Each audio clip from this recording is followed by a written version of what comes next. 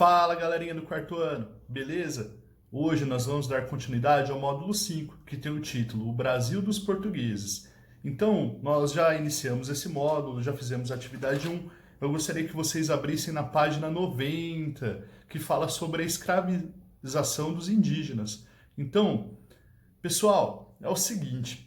Quando os portugueses chegaram aqui no Brasil, lá em 1500, eles não viram muita forma de explorar o território, que era muito grande, eles não tinham uma noção real do tamanho do território. Daí o que eles fizeram? Lá em 1530, eles dividiram o Brasil em 15 partes, e cada uma dessas partes foi dada para uma pessoa que tinha muito dinheiro lá em Portugal, o chamado donatário. Então o donatário, ele era responsável por explorar um pedaço da terra do Brasil, uma parte das 15 partes que foram divididas do Brasil. Então existiam 15 capitanias hereditárias que pertenciam a um donatário para ser explorado. E lembra, o nome capitania hereditária era porque se o donatário, o dono da terra, morresse, ficava para os seus filhos e assim por diante. Então eles chegaram aqui em 1530, começaram a explorar o território, começaram a plantar cana-de-açúcar e precisava de muita gente para trabalhar. Naquela época não existiam máquinas para trabalhar na colheita da cana-de-açúcar, no plantio também. Daí o que eles pensaram? Vamos tentar comprar a mão de obra do índio, porque o índio era o povo nativo que existia aqui no Brasil e a maior parte morava onde eles estavam plantando cana-de-açúcar, na faixa litorânea. Então, inicialmente, os portugueses davam escambo. O que era o escambo? O escambo eram presentes para os índios, espelhos, panelas, talheres, algo que os índios não conheciam. Então, em troca desses presentes, os portugueses queriam comprar mão de obra dos indígenas. Mas chegou uma hora que os indígenas falaram, não, para que eu vou ficar trabalhando tanto, já tenho tudo que eu preciso, né? O índio ele não tinha uma filosofia de acúmulo de capital ou acúmulo de bens.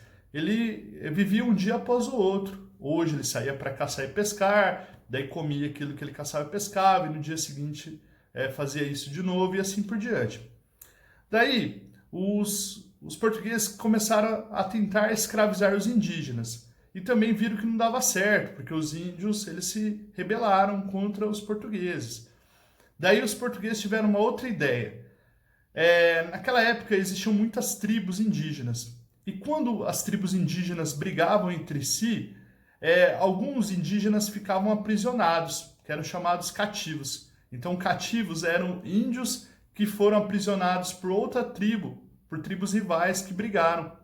Então o que aconteceu? Os portugueses falaram assim, então vamos começar a comprar esses cativos das tribos que brigaram. Então iam nas tribos rivais e falavam, você tem algum cativo, algum membro de outra tribo aí aprisionado para me vender? Daí os índios então vendiam ou trocavam, né, por escambo, por espelhos, por panelas, por coisas que os índios não conheciam, trocavam com os portugueses. Então os índios davam esse prisioneiro que era chamado de cativo, para os portugueses, e os portugueses davam algum escambo, algum item doméstico que os índios não tinham conhecimento até então, para ficar uma troca. Então, os primeiros trabalhadores nas capitanias hereditárias aqui no Brasil, no caso, inicialmente no plantio e na colheita da cana-de-açúcar, foram os cativos, que eram escravos aprisionados por tribos rivais que brigavam e acabavam aprisionando um ou outro. Tudo bem? Então, pessoal, dando continuidade, na página 91 tem a atividade 2, mas só que nós não vamos fazer, porque lá na frente nós vamos fazer um trabalho relacionado a isso. Só lembrando que já tem aí no plural uma instrução sobre o trabalho de História e Geografia, tá? Então, olhem esse vídeo e façam esse trabalho que vai substituir a prova mensal. E é para o dia 24/6. Então, olhem esse vídeo que está aí no plural também. Atividade 2, a gente vai pular porque vocês farão um trabalho sobre isso. Pessoal, agora nós vamos falar sobre os jesuítas. Os jesuítas eram padres católicos que vinham lá do continente europeu com a missão de catequizar os índios, ensinar os índios da existência de Deus e também do Salvador Jesus Cristo. Porque os índios, eles eram politeístas, eles acreditavam em vários deuses. Então, os jesuítas, que eram padres portugueses, padres europeus, vinham para o Brasil em missões para catequizar os indígenas. Então, pessoal, o que acontece? Os padres, eles vinham na chamada Companhia de Jesus, que era a companhia que eles que era denominada por eles para fazer a realização da catequização. Daí eles iam até as aldeias e juntavam um grupo de índios e levavam para outras áreas, que eram chamadas de missões. E nessas missões eles ensinavam sobre a existência de Deus, sobre a passagem de Jesus Cristo, que era Filho de Deus, ensinavam o catolicismo para eles. Tudo bem? Então, na página 92, mostra algumas missões religiosas, né? As primeiras missões, elas chegaram lá na capitania de São Vicente. Observem, na capitania de São Vicente era a área onde chegaram as primeiras missões, e inclusive como tinham muitos jesuítas, padres que vieram para catequizar os indígenas, acabaram fundando o Colégio de São Paulo e fez com que aquela capitania de São Vicente depois viesse a virar hoje a grande cidade que é São Paulo, capital do nosso estado. Tudo bem?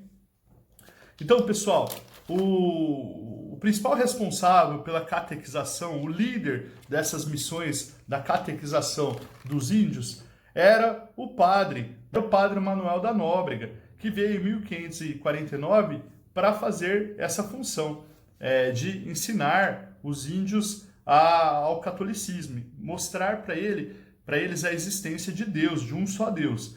Então, eles foram nas capitanias de Pernambuco e São Vicente, e lá eles elaboraram boa parte das suas missões, né, que eram agrupamentos de indígenas para ensinar a religião católica. Pessoal, agora vocês vão abrir na página 94, que nós vamos fazer a atividade 3. Então, vamos lá? Atividade 3, na página 94, fala assim: em cada item, assinale a alternativa correta. Os jesuítas eram pessoas encarregadas de fundar vilas ou religiosos que pertenciam à Companhia de Jesus? Então, os jesuítas pertenciam à Companhia de Jesus e a função deles era ensinar o catolicismo, a religião católica, para os indígenas que eram politeístas, que acreditavam em vários deuses. B. O padre Manuel da Nóbrega veio com outros jesuítas para a Bahia em 1549 ou veio com outros jesuítas para a capitania de São Vicente? A primeira capitania que eles vieram foi a capitania de São Vicente, lá em 1549, tá, pessoal? Então, veio com outros jesuítas para a capitania de São Vicente em 1549. C. A Companhia de Jesus era uma ordem religiosa que tinha o objetivo de difundir a fé católica nos territórios colonizados? Ou uma ordem religiosa que pretendia ensinar outras religiões nas terras recém-descobertas? Não, era com o objetivo de ensinar a fé católica. Então, na letra C, o primeiro quadradinho que está certo. Uma ordem religiosa que tinha o objetivo de difundir a fé católica nos territórios colonizados. Depois, na letra D, as missões eram aldeias para onde os indígenas eram levados pelos missionários jesuítas para aprender a fé católica e os costumes dos europeus? Sim, era isso mesmo, pessoal. As missões eram aldeias onde os jesuítas levavam os indígenas para aprender a fé católica. Então a primeira está certa, tá? O primeiro quadradinho. Por que o segundo está errado? Fala assim, aldeias para onde os indígenas eram levados pelos donatários. Os donatários eram os donos das terras. E não era. Quem levava para catequização, para ensinar a fé católica, eram os jesuítas.